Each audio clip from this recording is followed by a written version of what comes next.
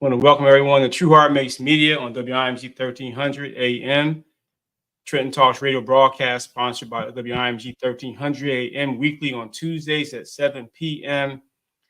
Also on the professional Facebook profile page on Thursday at 7 p.m.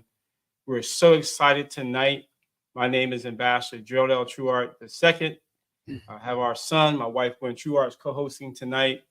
Have our son Gerald L. Truehart III of Pro Home Buyers on the broadcast tonight. We're excited to have him. He's been investing and working money, time, and resources in his real estate business. We're here to share with the community about real estate and about his venture and about the experiences that he has had in real estate, in life, and what brought him to this point in his life in terms of starting and continuing to build his real estate empire here in New Jersey and actually across the country, working with people and citizens and community members, not only here in the capital city of Trenton, New Jersey, but in Newark and Camden and other areas of our great state and also around the country. So I want to welcome Gerald L. Truehart III here at Pro Home Buyers tonight.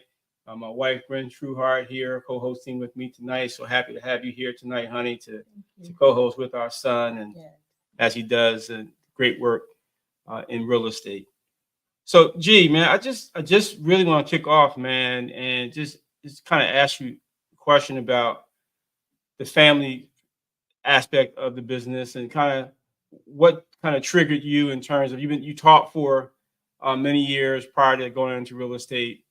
You were a counselor for many years. You were in education for about 4 or 5 years before you ventured into your own business, developing your own business and leaving the 9-to-5 and really becoming an entrepreneur and taking the risk. We've had many conversations about taking that risk, and I believe it was a good one. I continue to believe so. But what some of the things that drove you to, in your heart and in your mind and your spirit, to become a real estate professional at that time? Got it. Well, definitely thanks for having me. Very, very fortunate, and it's a good opportunity to be here talking with you about this, to discuss these matters and just talking about real estate. And as you know, it's something that's very important, especially in our communities, that we do that. So thanks for having me first and foremost. And then to answer that question, I definitely think that for the most part, in terms of me, the foundations of where I started from was something that was almost embedded in me from family experiences, and also twofold. I know you mentioned a little bit about my past profession. I was an educator for about 7 years. So I did teach in Brooklyn, New York for 2.5 years. And then I taught in Camden for 4 in multiple capacities, whether it was a teacher or whether it was a guidance counselor from grades 8 to 12. So I was in a wide range of experiences of, teenagers, emotions, all that type of stuff, navigating that. And I loved it. I wouldn't trade that experience for anything. And I was very good at it, to say the least, not the 2-mile horn, but I just want to throw it out there. So it wasn't like I was like, oh my God, these kids are tearing me apart, let me get out of here. It was almost the opposite. And it was in the back of my mind, an opportunity that I knew I had to get into real estate as an opportunity, but it was also me knowing that, there's another part of this iceberg that I have to look at, and under that, there was a massive opportunity, which I think was real estate. And I was very fortunate to have the opportunities in the career that I have, before that. So when I think about the family structure, it was something that was embedded as a young man when I was going to properties with my grandfather in the city of Trenton, and also in the cities like Maryland, not city of Maryland, but in DC, places like Baltimore, where they own properties, and just, helping them fix up the properties and seeing how the business side of it really worked, and more so the actual repairs and handling the tenants and things like that. So I was always immersed in real estate. So it was never something that was really, really foreign to me. So I'm very grateful and thankful to God for that I was blessed with a family that could show me those things at a young age. And, when I was a kid, to be able to now fast forward, know how real estate works and not be as foreign to it, so that I'm not as scared and I'm more prepared to get into it and to take those risks, as if I was somebody that might not be having a background or an opportunity that was like that. So it was definitely something that was from family oriented growing up. And then more so after, taking that risk was mostly about calculation. I would say it wasn't something I just jumped and said, oh yeah, let me quit my job and let me do this. I actually had my company while I had my job. So I started my company in 2018 and I officially incorporated my company and got my LLC registered with the state in 2019. And then I exited my job in 2022. So I've been doing this for about 2 years full time now. And since 2019, I fully incorporated my company, found some success, and I planned when I would be able to exit my job. So it wasn't something I did. It was something I worked towards so that when I did quit my job and I took that ultimate risk, it was something that I felt comfortable with no matter the ups and downs, and it being able to take that risk and, feel comfortable with it. That's excellent, man. That's excellent, man. You take it going to it strong too, because your grandfather, heavy in real estate, your aunt Sonia Truehart McKinney, heavily in real estate. Baltimore was in Maryland area was a heavy part of the work that she was doing in terms of real estate, and you take it at heart. You chip off the block, man, and entrepreneurship as well. I mean, I started a tax company back. You remember you was running around Mr. Palmer's office and during the tax season, and you were there.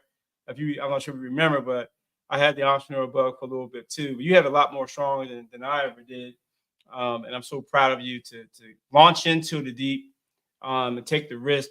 As I said to you when you first got started, you had asked, "Gee, Dad, should I do this?" I said, "This is the perfect time for you to start your business." And here are some factors, right?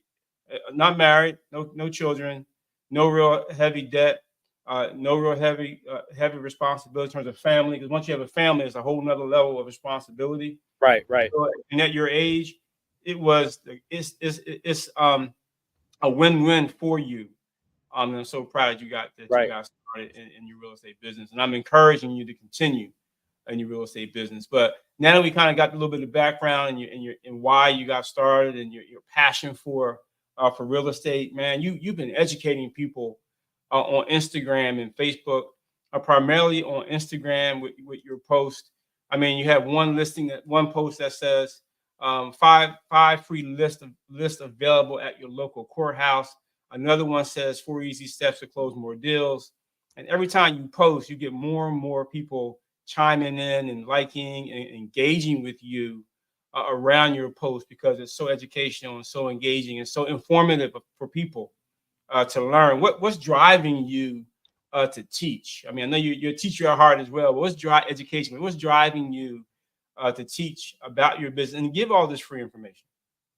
Right. So I would say that's a big question. I could go on and on about that one. Man. So for me, again, it goes back to a little bit of family.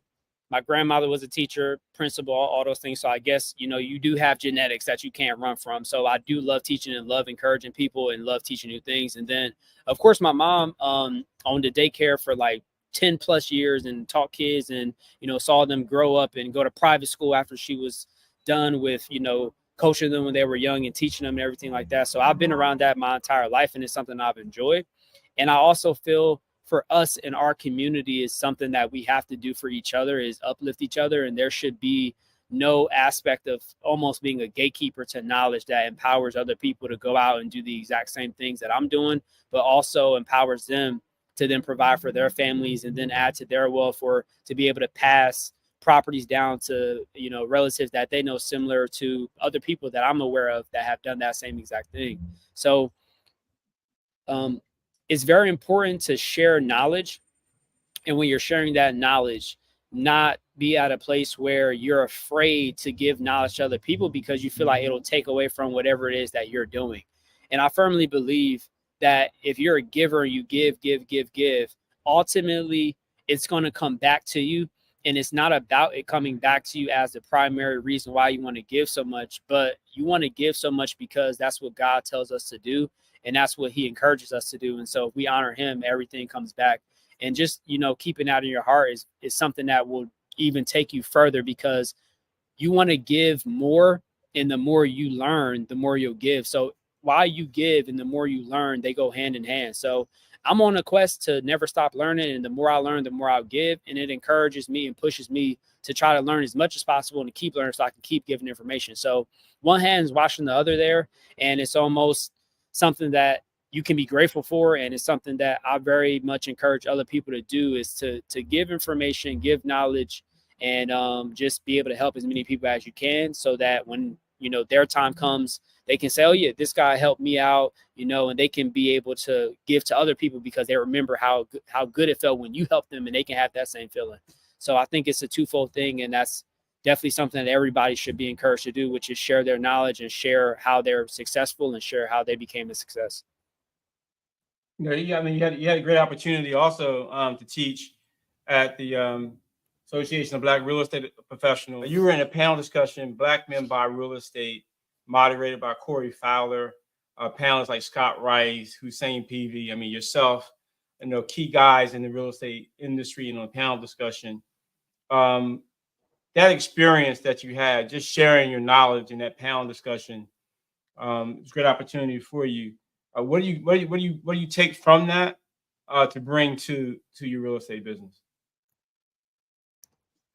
It's really interesting because in the world that I'm in and the knowledge that I've accumulated over the past 4 to 5 years, I would say is a drop in the bucket of knowledge that I need to get to where I want to go. But when you look at other people and where they are, the knowledge that you think that you have is like, oh man, I don't really know anything, but I know enough. And you look at other people and you tell them a couple things, it's like, oh my God, I never knew that. And then it gets you thinking like, wow, like this knowledge that I have actually could empower other people to do a bunch of things. And so I definitely think that it is a little bit of some type of, it can be imposter syndrome sometimes, because you feel like you not only been doing this 5 years, like, what do I know? But then you get around people and it's like, yeah, go do this and go do that and go do this. And these simple concepts, to me, people could look at them, or other people are thinking about them, and they're like, oh, I never thought of that. Or, oh, how do you do this? How do you do that? And for me, I'm like, wow, it's eye-opening, because you really get to start to understand how you can transform people's lives, and how certain knowledge that you have that's actually specialized as a skill, other people don't know. And it's very much so like you're dropping a bucket to you is like a half full cup to them, or even a full cup to them of knowledge that you're given. And so I would just encourage everybody, if you do know anything, or if you do know something that can help anybody else, definitely share it. And don't be afraid to give information, because you think that what you're giving, somebody else may not think of it as being good information or anything that they can use to improve their lives and improve the situation that they're in, because it can and it will. And it's something that's very important that we definitely need to do. Excellent, excellent. So what information would you give to someone who wants to start flipping homes in the real estate business? That's a great question. If I could go back and do this again, I would preface that question as going back and looking at my upbringing and how I got into the business, and to be able to help that person out, the information to answer your question, I would tell them, one, get a mentor. Get somebody that's done this before, and get into a partnership with a company, or get into a partnership with a real estate agent that's already doing what you're doing. Learn from them as much as you can, even if you're under them for 6 months, which is a very short time, a year, which is in retrospect a short time. But it will also help you to be able to learn the ins and outs, and you don't have to necessarily pay for the mistakes that you would have made without them being there. And what I mean by that is, some people pay for coaching, some people pay for mentors, and that's completely okay. That's something that you should do. If you're going to pay $3,000 or $5,000, even upwards of like $10,000 for mentorship, just think about how that investment, right, can save you $50,000 if a deal goes bad, right? Would you have wanted to spend $3,000 or $5,000 on a mentorship to then make 10x that or 20x that? Or would you rather do it yourself And now the $5,000 that you did have, you spent on a down payment for a house or to get into a deal, and you can't even recoup the money because you made a mistake, and that mistake cost 20,000. So now you're negative 20 and you're negative 5. So you're negative 25, where you could have just paid somebody a small amount relative to what you would have lost, and you could have learned all that information on the front end instead of taking that loss. And so usually what we say in this type of situation is either you're going to pay with two things. You're going to pay with your time, or you're going to pay with your money. So you can learn all the things and not invest any money. And what you learn could possibly take you 2 or 3 years to get to a point where you're actually doing good business and you're making deals happen and you're flipping homes. Or you could pay somebody and you could shortcut that into a year or a year and a half or even 8 months. And then you could still get to the point where you want to go quicker by paying somebody or finding a mentor. That's excellent. That's excellent. I want to share one of your Instagram posts that you did. It says make money buying property in bad condition. What's that about? Yeah.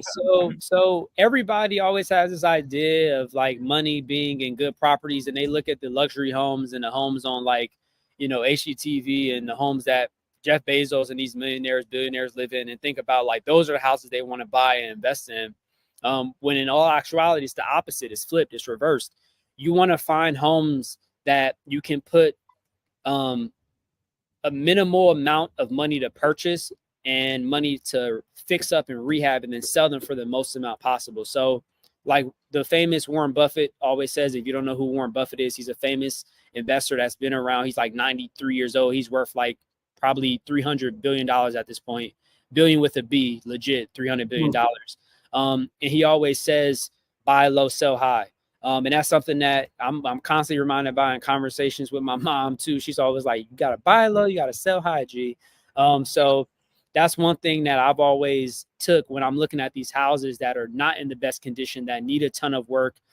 And in the retrospect, you're also helping somebody as well, because most of the time, the people that have houses that are in those conditions, one, they may not want the house. They may have bills associated with the house that they can't necessarily pay for, and they may not have the money to fix up the house. So if you can purchase that property from them and you can give them money for the property, and at the same time, you can take away a burden that they're feeling, it's easy for you to be able to position yourself as a figure that's helping somebody, and also make sure that you're getting a house at a good price so that you can put a certain amount of money into it. And then you can get a certain amount of money on the investment side. Once you've purchased that house, you've put money into renovating that house, and then you've sold that house on the back end once you have it listed with an agent or a person that you're working with to do the dispositions, which is basically selling the property. I got your Instagram up on here. The 3 secrets you must know to secure your first deal. You're someone that has a huge problem landing properties and getting them under contract. This video is for you. If you're having problems and trouble when you talk to homeowners and you can't get houses under contract, most of the time the problem is you. Here are 3 things that you need to do in order to set the tone to get the property under contract. The 3 things are: use a script, build rapport, and set expectations. Using a script gives you structure, and it also allows you to pinpoint things that you need to talk about in order to get that property under contract. Building rapport is redundant and it sounds very boring, but it's actually something that you need to do. Building rapport best practices are: listen more than you talk, find a common ground with that person, and lastly, actually see how you can help them and give them suggestions on what may be best for them. Setting expectations is a crucial part to you being able to come away successful. In order to set expectations, you need to tell them what you are and are not going to do, what they can expect, and what they should not expect. 9 times out of 10, if you give those 3 things at least 80% of effort, you'll be able to come away with a good outcome and put yourself in a position to potentially get that property under contract. Like and follow for more. What's up, wealthy people? It's True, bringing real estate to you. If you're someone that has a huge problem landing properties and getting them under contract, this video is for you. So much wealth of knowledge that you have in these videos, these Instagram videos. I encourage folk, man, to go to your Instagram page, Gerald Truehart II, and really begin to soak in the knowledge and soak in that information that you're kicking out and sharing with folks.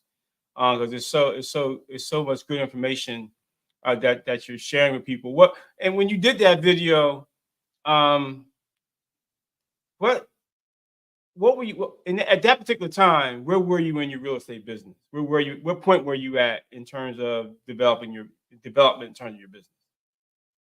Well, if you can recall, I know you do a lot. I know you do a lot of reels and shorts and stuff. So and stories. Yeah, that video was like a year ago. So Okay. I think it was a year ago. Almost. Oh no. Almost. That video was almost a year ago. So that was at a time where I was locking up deals, and pretty much one day it came to me, and it basically, I asked myself, I said, self, I guess you could call it. I said, self, how would you show somebody how to do what you're doing? Because at some point in my business, I have to replace myself so that I can do other things and, create a vision for my company and be able to put other people in seats so that I can run on its own. And I thought to myself, okay, what would be the 3 things that I would then coach somebody on how to do, right? So if I could coach somebody on how to lock in contracts with people that are interested in selling their property, what would be the top 3 things that I would tell them, and the top 3 things that I would coach them on? And those were the top 3 things. So the top 3 things, of course, like a rapport. Somebody has to like you to do business with you, and somebody has to understand where you're coming from. You have to understand where they're coming from. Find that common ground. Using a script, it's almost like having a playbook, right? If you go into a game without a playbook, you're probably going to lose that game against a good team, right? And then the other thing would be, I forget what the other thing was I had in there, was set expectations, right? If you don't set the correct expectations, most of the time there's room for misinterpretation, and somebody could come away from the conversation or from that deal feeling like they got taken advantage of, or you were not treating them the best way possible. So if you go into that situation telling them, listen, we're going to do A, B, and C, and if A, B, and C don't work, we're going to do D, E, and F. And if D, E, and F don't work, we're going to do 1, 2, 3. And they know all those things up front. It's very easy for you to maneuver in that deal once you have that contract signed and you're working with that homeowner, than it would be if you didn't tell them those things. And now, once you have them under contract and you're buying one of the most important things that they've ever purchased in their life, you're telling them something completely different than what you're telling them when you were first talking to them to get them to want to do business with you. So those things are really important. It's almost like a sales process, I guess you can call it. It is a sales process that everybody should have, and everybody should know if they're in this business and they're going from talking from them to the seller, or they have people that are working for them talking to homeowners. It's very important to have those things locked down in their sales process. And if you don't, it's going to be very hard for you to get properties under contract with homeowners and to actually close deals. Yes, I'm going to go to another one. Let's get to another one. So you talk about this. Reasons why you should be a real estate investor. Okay. Let me give you 4 reasons why you should invest in real estate in under 30 seconds. Appreciation. Usually real estate tends to go up in value over time, and with that, so will your net worth. Tax deductions.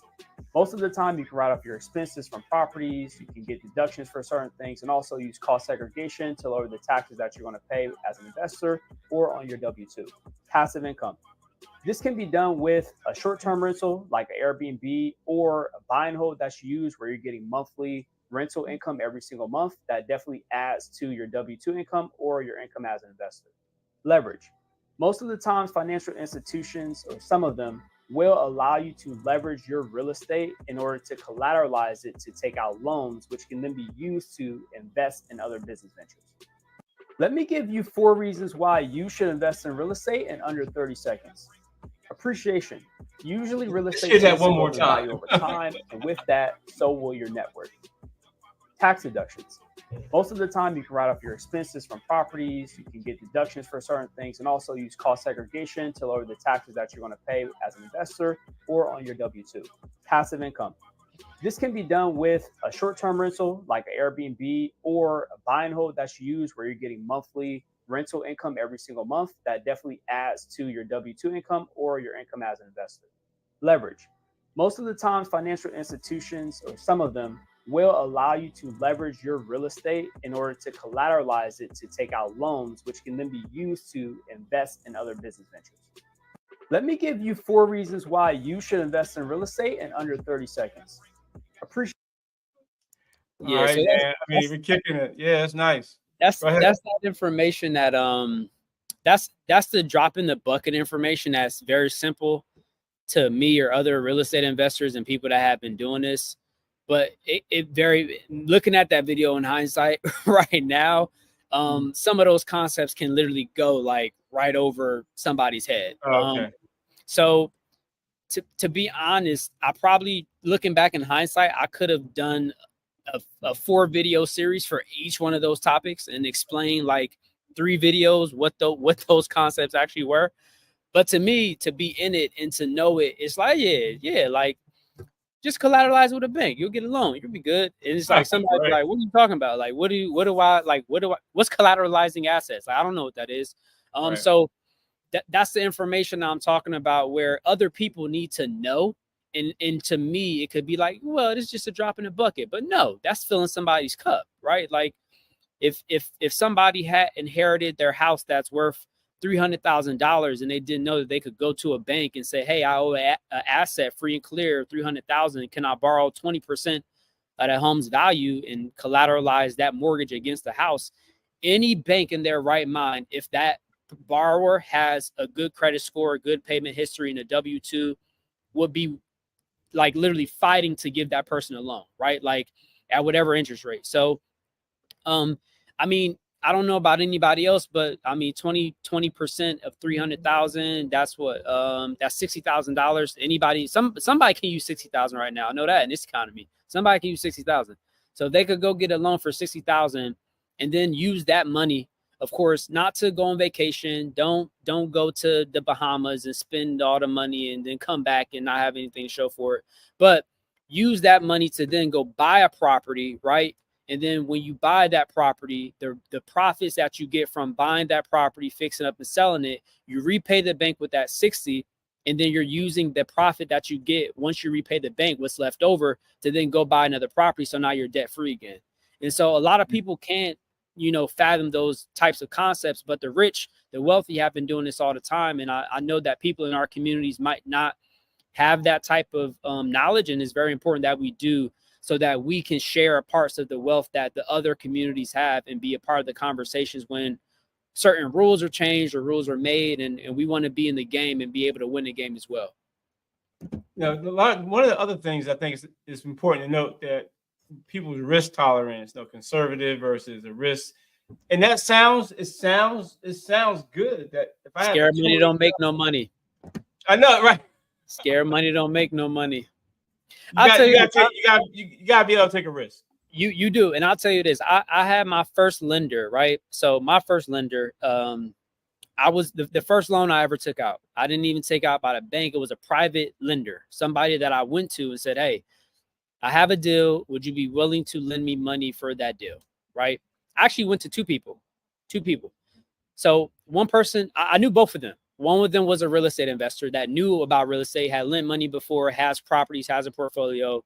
One of them knew nothing at all. The only reason why they even entertained me asking them is because I had a long-standing relationship with them and I actually knew them, right? We had a relationship. Like I talk to them all the time. I go over their house. I spend time with them. I spend time with their family. And so that was the only reason why I got in the door. But talking to or speaking to that one person that didn't know anything, they had to break down a wall and trust me and say, yeah, it could be a risk. But you know what? I trust Gerald to the point where I know what he's telling me is going to happen. But that also goes back to those concepts of build a rapport, right? So I did that. Set the expectation. I told them everything that could go wrong. I told them everything that could go right. And then also the other thing that I talked about, reports, set expectations, the script. You don't necessarily, you do have a script when you're pitching a property, but if it's a family friend or somebody, there's a script, but there's not really a script, right? So aligning all those things and asking for money is very important. But to wrap it back up, that person had to take a huge risk, right? And so I went to them, I asked for $60,000, $60,000. I don't know about anybody else, but that's not a small piece of money, right? Like unless you're Bill Gates or somebody, that's not a small piece of change. So they gave me the 60,000. I gave them 12% interest annualized for 3 months, and then I gave them a down payment. I told them everything that was going to happen, called them probably twice a week, update them on the deal, let them know, blah, blah, blah. The deal was done, gave them all their principal back, which was the 60,000. They had their down payment, and I gave them the monthly interest payments. They were paid out. We had a deed that they deeded me to prove that they lent me money, and we had a mortgage promissory note to prove that they lent me money, right? So that they're tax compliant, they're good, all that stuff. Balloons, yep, it was a party. It was a party.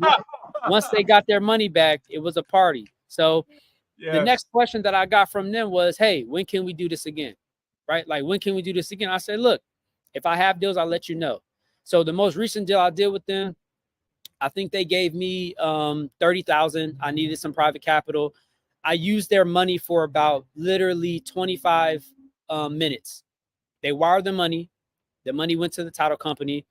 The closing was 25 minutes. The money was then wired back to them. We already had a loan agreement, all that stuff. It was legal, legit. My attorney did it. They made $5,000 off that one transaction, right? For 25 minutes. That's all they had to do.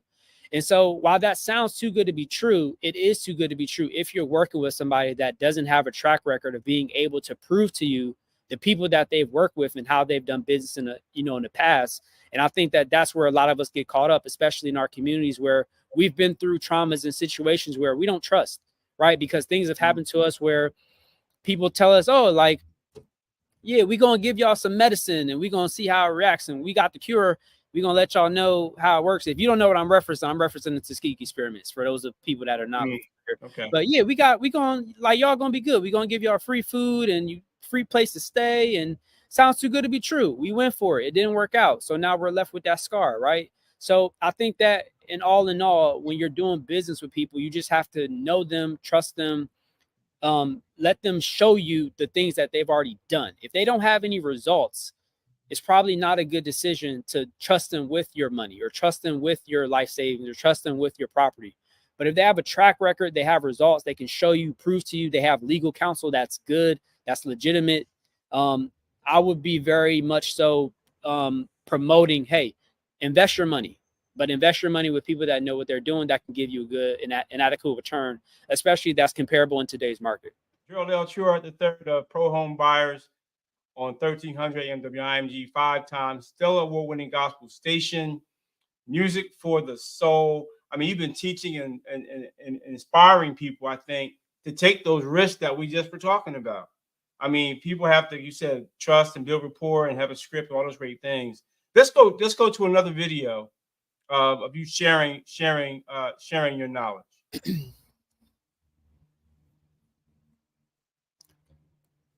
I like that one. Let's see what that one's about. What's this one? Let's see what this is. Surprise me.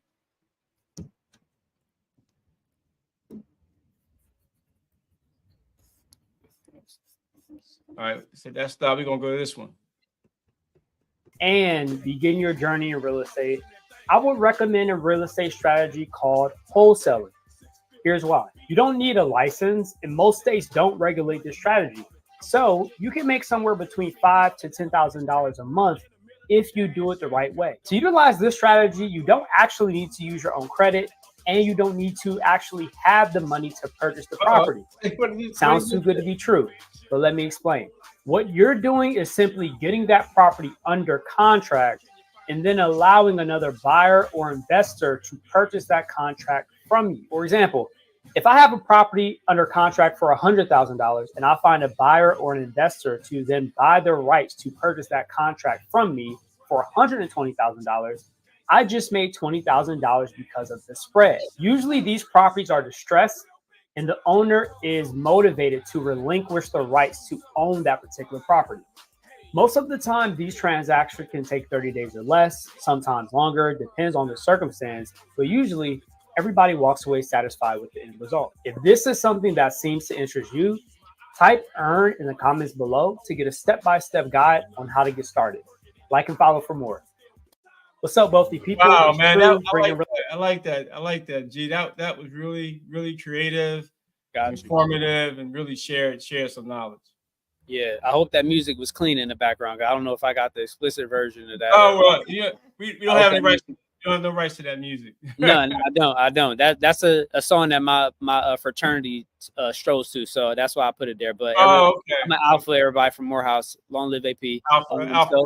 Alpha Row from Morehouse. So that's why I put that song. But talking about that video, I guess you want to get into that. Wholesaling is something that I did when I first started real estate investing. Still do it sometimes today, and it was just a barrier to entry type of thing, right? So what I would suggest for people that are just getting into real estate, most people get their real estate license. Some people prefer wholesaling.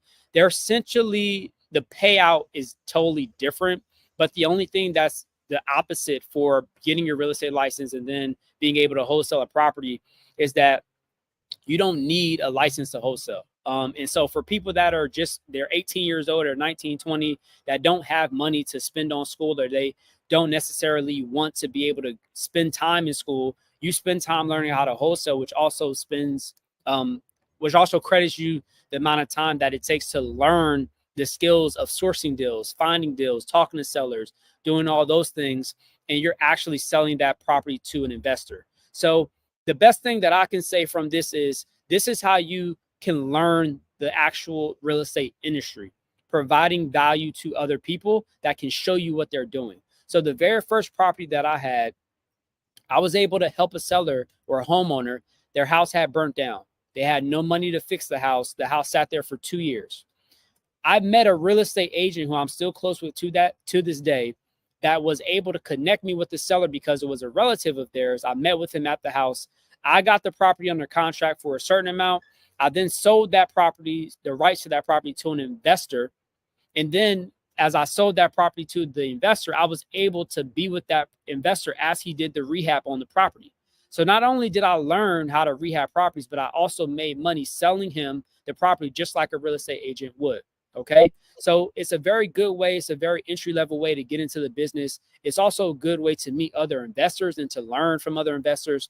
And it's also a good way to have some transactional income and some transactional, I guess you could say, money that comes in from your business, because flipping a house takes time. It's going to at least take you minimum 3 months to 6 months to flip a house, right? So if you're somebody that wants a quicker transaction, like I was saying in the video, 30 days or less, sometimes more, sometimes getting $5,000 or $7,000 in 30 days is better than getting $20,000 over a 3 to 4 month period, right? Because if you compound that $7,000 or $4,000 over 4 months or 3 months, it's way more than it would be if you got it $20,000 and you're spending money every single month on this flip that you have. So you're not seeing any income for those months, but you're spending money. So you have an outflow that may be negative depending on where your situation is on the buy. And then if you're wholesaling, you have minimal amount of money that you're putting into the deal, but the outcome is also you're getting higher returns in a shorter amount of time period than you would if you were full on flipping a house from top to bottom. Wow, that's excellent, Gerald. Hey, you've been listening to Truehart Makes Media on WIMG 1300 AM, 5 times total winning gospel station, music for the soul. We want to thank my son, our son, amen, Gerald L. Truehart III of Pro Home Buyers, for being here this evening to share this knowledge with us. Catch him on Instagram at Gerald Truehart. He's sharing, dropping those seeds, dropping them nuggets, dropping that gold. Listen, you got to listen, work with him, connect with him, and learn and earn. And so again, we want to thank Gerald L. Truehart III for being here tonight and sharing that knowledge with our community. I look forward to having him back to share more. So we thank you for listening, and everyone have a great night. Thanks for having me. It's my pleasure.